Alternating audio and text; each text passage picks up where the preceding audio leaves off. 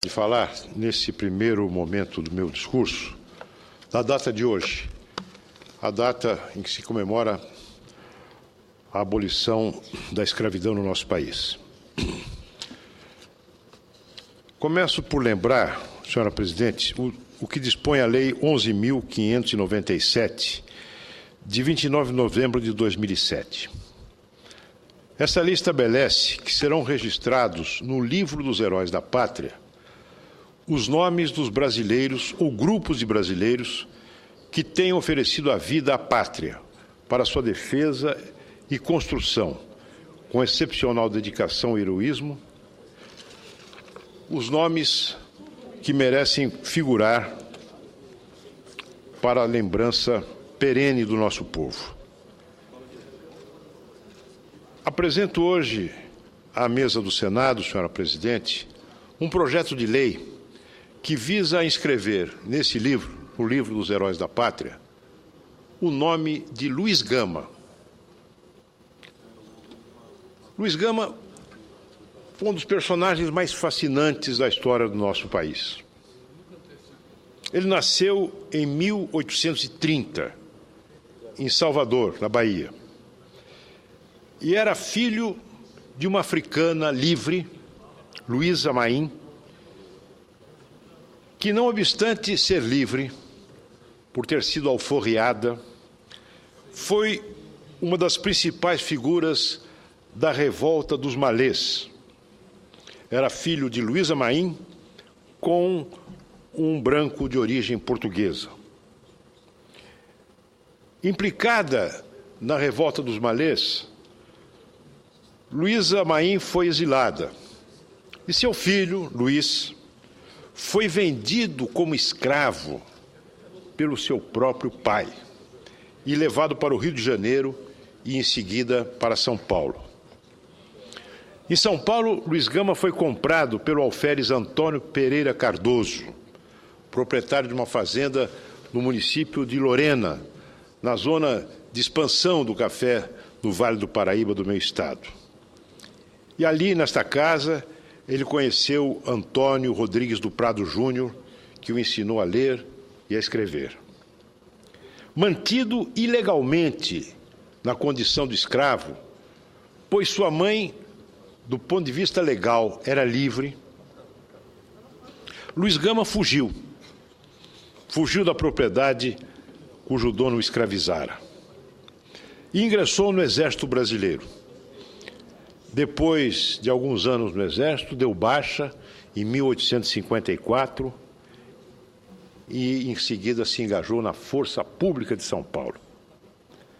Em 1850, Luiz Gama encontrou a sua verdadeira vocação, o direito. Matriculou-se na Faculdade do Largo de São Francisco e, por ser negro, enfrentou hostilidade de professores e alunos, mas persistiu como ouvinte, aprendendo nas aulas da Faculdade de Direito Largo São Francisco, o que viria a ser para ele uma arma extraordinária no combate à escravidão. Me refiro, senador Pedro Taques, à figura de Luiz Gama. Luiz Gama, na década de 60 do século XIX, destacou-se como jornalista, colaborou em diversos periódicos liberais, progressistas, abolicionistas, projetou-se na literatura em função dos seus poemas, especialmente os seus poemas satíricos, tornou-se uma figura enormemente popular na cidade de São Paulo. Ele é conhecido como poeta, expoente da segunda geração do romantismo brasileiro, embora na época tivesse enfrentado também, certamente em função da cor da sua pele e do teor das suas manifestações, a oposição dos acadêmicos conservadores. Luiz Gama foi um dos maiores líderes do abolicionismo brasileiro e defendeu os escravos no foro, perante a justiça, ao sustentar a ilegalidade da escravidão, Uma vez que a escravidão no Brasil, vejam a hipocrisia sob a égide da qual esse país, em grande parte da sua história, foi construído. A escravidão era considerada ilegal desde 1831. Eis que essa era uma das condições para que a Inglaterra reconhecesse a independência do Brasil, a decretação da ilegalidade da escravidão. Não obstante, a escravidão só foi abolida legalmente, apesar de ser ilegal, em 1888. Pois bem, Luiz Gama sustentava perante os tribunais que a escravidão era ilegal e conseguiu a liberdade de mais de 500 escravos. E além de atuar como tribuno do foro, no foro, Luiz Gama, em colaboração contra o grande abolicionista paulista, Antônio Bento, que organizou com Luiz Gama e outros abolicionistas da Faculdade de Direito um movimento clandestino chamado os Caifazes, organizava a fuga dos escravos que viviam nas fazendas paulistas e que, conduzidos pelo movimento dos Caifazes, iam encontrar refúgio num grande e enorme quilombo localizado em Santos, o quilombo do Jabaquara, do qual hoje é uma remotíssima lembrança. Ele fundou com Rui Barbosa o Jornal Radical Paulistano, em 1860. Liderou, em 1880, o movimento da Mocidade Abolicionista Republicana. Foi amigo de Rui Barbosa, foi amigo de Joaquim Nabuco, influenciou grandes figuras como Alberto Torres, Raul Pompeia, Américo de Campos e morreu em 1882, antes de ver concretizado o seu sonho da escravidão, da abolição. O seu cortejo fúnebre nas ruas de São Paulo, dirigindo-se ao cemitério da Consolação, onde está sepultado, junto com seus ancestrais, no mesmo cemitério onde estão sepultados os seus ancestrais, senador Pedro Taques, o seu cortejo fúnebre pode ser comparado ao cortejo fúnebre que levou Victor Hugo ao Panteão na França. Tudo o que havia de mais avançado, de mais moderno, de mais vanguardista, de mais progressista na cidade de São Paulo se reuniu para homenagear Luiz Gama. Hoje é nome de uma rua em São Paulo. Não diria uma rua modesta, uma rua importante no Cambuci, mas merecia, pela sua grandeza, pela marca que deixou na história, pelo fato de ter se valido do direito para combater a ilegalidade e a vergonha da escravidão, merece ser inscrito no livro dos Heróis da Pátria. E é, nesse sentido, o projeto que estou apresentando, que estou encaminhando hoje à presidência do Senado. Ouço a parte do senador Cristóvão Buarque. Eu quero, em primeiro lugar, parabenizar que o senhor tenha trazido esse assunto no dia de hoje, 13 de maio. Creio que hoje o senador Requião já falou também, mas, além disso, a sua iniciativa de colocar o Luiz Gama no livro dos heróis. Na verdade, a gente deveria colocar todos os abolicionistas, aqueles que realmente se destacaram lá no livro. Eu tenho uma proposta colocando Joaquim Nabuco. E eu creio Eles vão se dar bem lado a lado nesse livro. Eles vão se dar bem. Já foram amigos em vida. Mas o senhor lembrou uma coisa que é verdade. Todos os lugares falam que a procissão fúnebre do Gama, dizem que foi a maior que se fez até aquele tempo no Brasil e talvez a maior até hoje proporcionalmente à população. Verdade. O que mostra não apenas a importância da sua figura, mas também a oportunidade da luta pela abolição já naquele momento, 6 anos antes da abolição ser concluída aqui nessa casa, e foi a última vez, eu acho, que o povo da tribuna jogou flores nos parlamentares, quando aprovaram a Lei Áurea.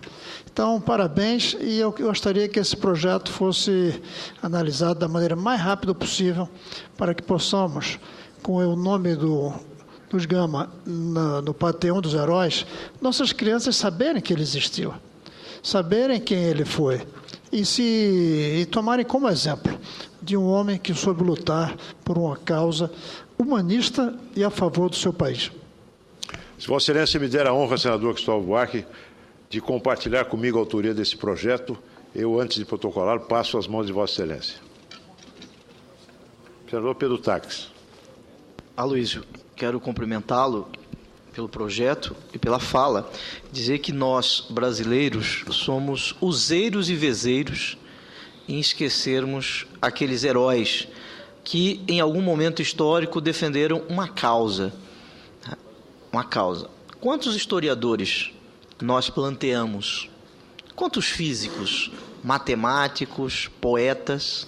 Infelizmente, nós guardamos a fotografia apenas de determinados desportistas de determinados segmentos. Nada contra. É bom que assim seja feito. Estes são os heróis, são aqueles que as crianças com eles sonham e querem ser iguais. As crianças querem ser iguais. Isto mostra que um país, um Estado, uma nação que não tem heróis, que não guarda na memória aqueles mais importantes dos seus filhos, é um país que não se preocupa com o passado. Ao não nos preocuparmos com o passado, é possível que nós não tenhamos um futuro que nós todos sonhamos. Eu quero me associar a Vossa Excelência e dizer que o Luiz Gama, literato, poeta, político, jornalista, defensor dos direitos civis, como se denominava naquele momento histórico, precisa ser lembrado, não em nome apenas de uma rua importante do Cambuci, não apenas o nome de uma rua, mas que o cidadão mais simples saiba de sua existência.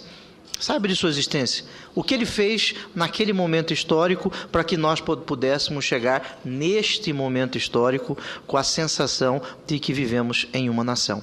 Parabéns pelo discurso e pela lembrança, nesta data significativa da libertação dos escravos. Vossa Excelência fez referência que antes disso já era ilegal, mas nós concretizamos em 1888, isso restou concretizado. E neste momento histórico, nós precisamos fazer uma reflexão. A libertação dos escravos, a proibição da escravidão, ela teve consequências? Quais consequências hoje?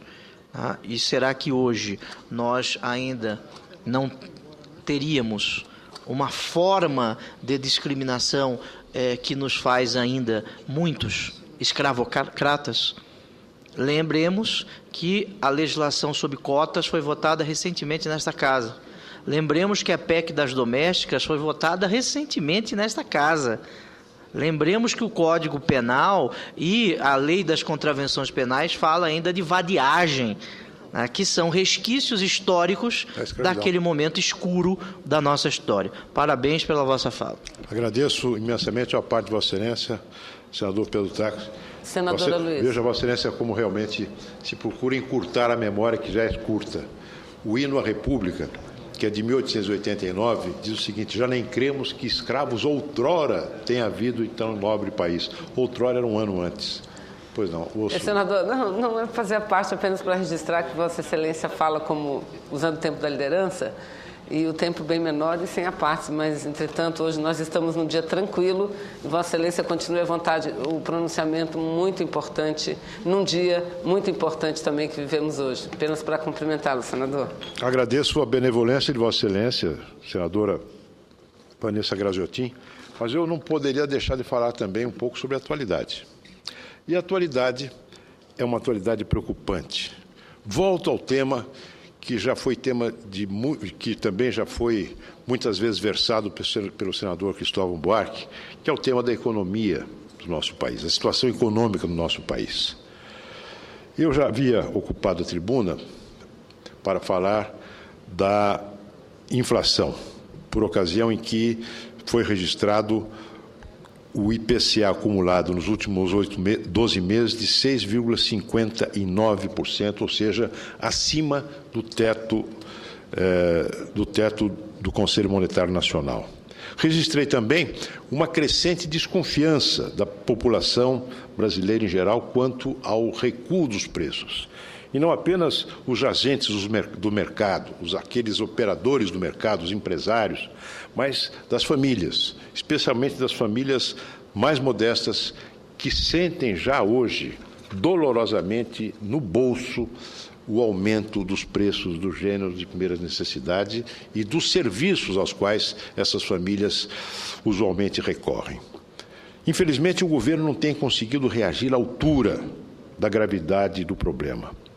Independentemente dos protestos de obstinação, de persistência, de intolerância com a alta de preços que foram emitidos pela Presidente da República, pelo ministro Mantega, infelizmente, o que eu vejo do lado do governo é apenas o tratamento do curto prazo, numa ótica míope, numa navegação de cabotagem, sem enxergar o amplo horizonte, sem traçar uma estratégia consistente, não apenas para combater a inflação e suas causas, como também para colocar o Brasil no rumo do crescimento.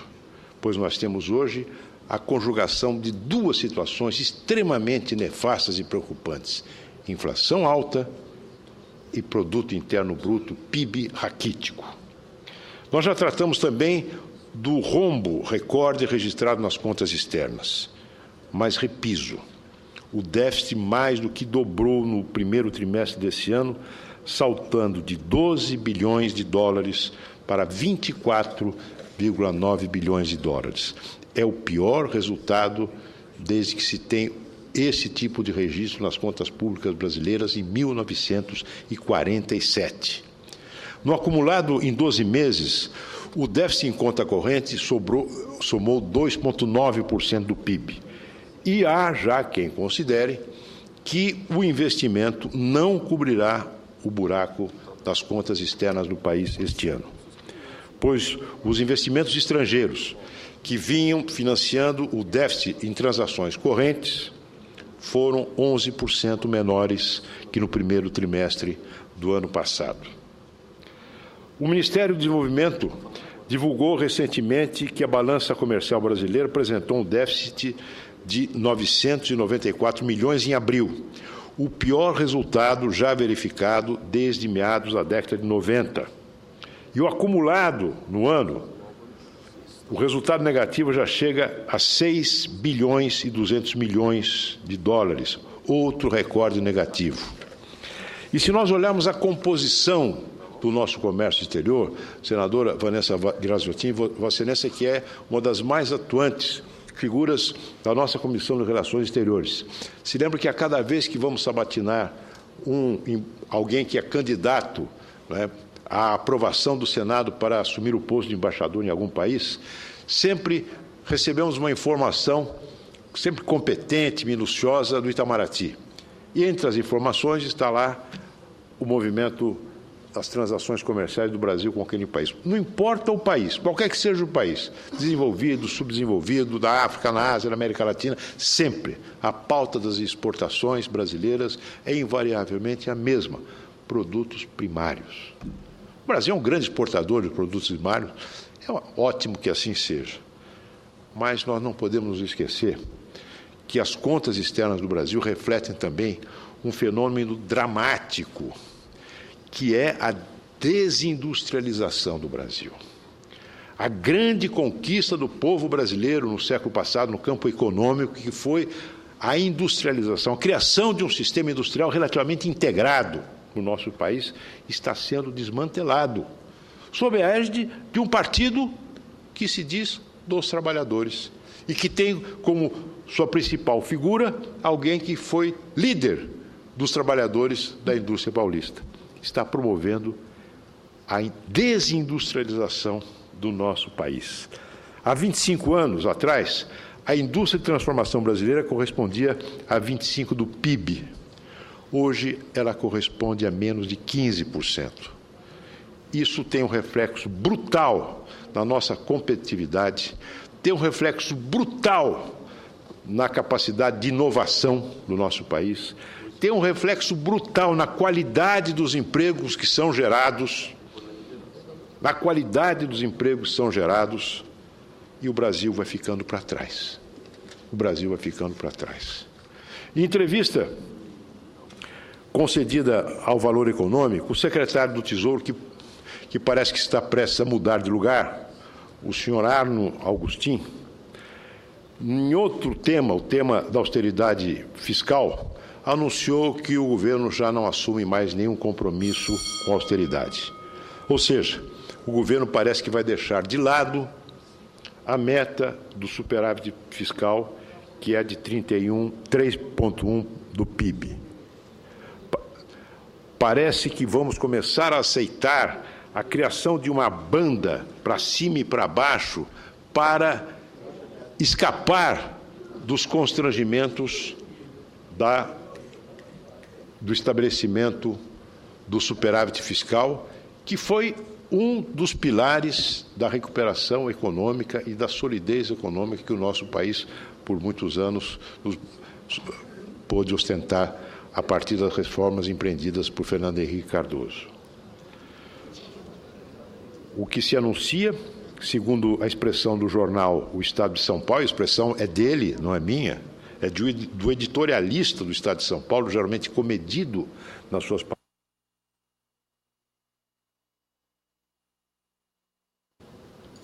É o que o austero Estadão denomina de gandaia fiscal. Senhora Presidente, senhores senadores, eu poderia enveredar também para a exploração desse tema, da situação fiscal do país, em que se verifica uma queda da arrecadação, resultado da queda da atividade econômica, mas também das políticas de desoneração, que não se acompanha da necessária e que seria desejável correspondente no corte de gastos públicos. Isso leva à deterioração também preocupante da situação fiscal do nosso país. A senadora Vanessa Graziotin, senadora Thaís, já me chamou a atenção dizendo que eu não posso conceder a partes falando pela liderança.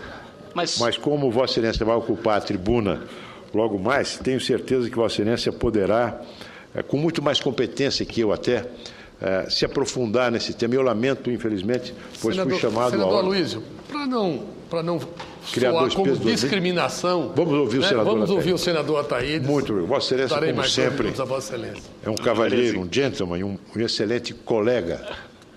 Ô, senadora Ataídes. Presidente. Não que a senadora Vanessa Graziotin não seja. Muito obrigado, presidente Jucá e o nosso nobre líder, senador Aloysio.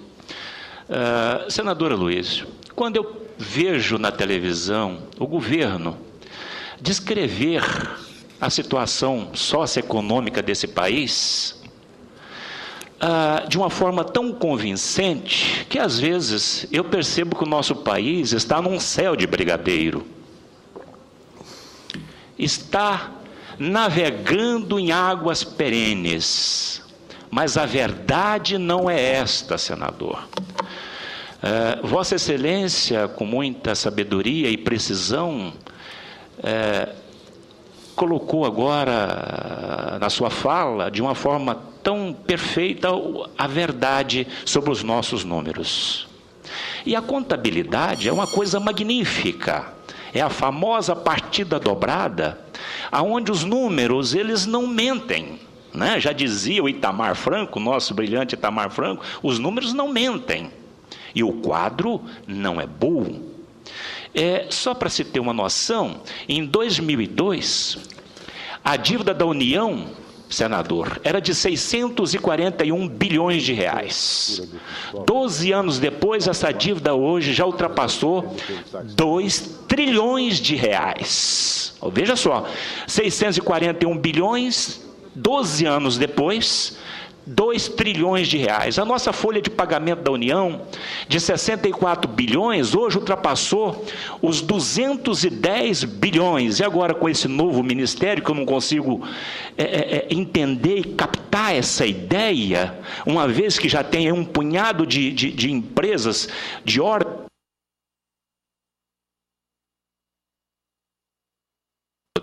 Presidente, já incumbido de dar esse suporte às pequenas e médias empresas. Mas resumindo o seguinte, senador, desemprego é uma preocupação enorme que eu tenho.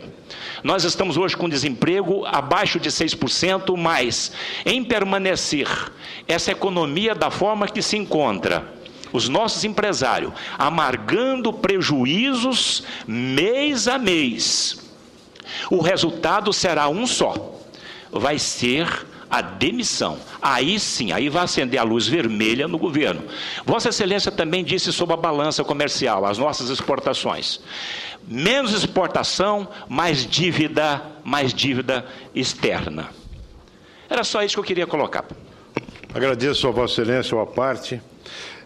Vossa Excelência se refere ao que se vê na televisão. Pois eu assisti no final da semana um programa de propaganda do PT. Como Vossa Excelência bem lembrou, a maravilha das maravilhas, céu de brigadeiro. Mas logo em seguida veio o Jornal Nacional. E aí o que se viu foi inflação, foi estrangulamento da nossa infraestrutura, foi a violência nas grandes cidades, enfim, os problemas, a corrupção, enfim, os problemas que o brasileiro enfrenta no dia a dia e que, de alguma forma, vão se manifestar quando tivermos diante de nós as eleições para que o povo brasileiro promova uma mudança de rumos com seu voto, uma mudança de rumos no nosso país. Muito obrigado.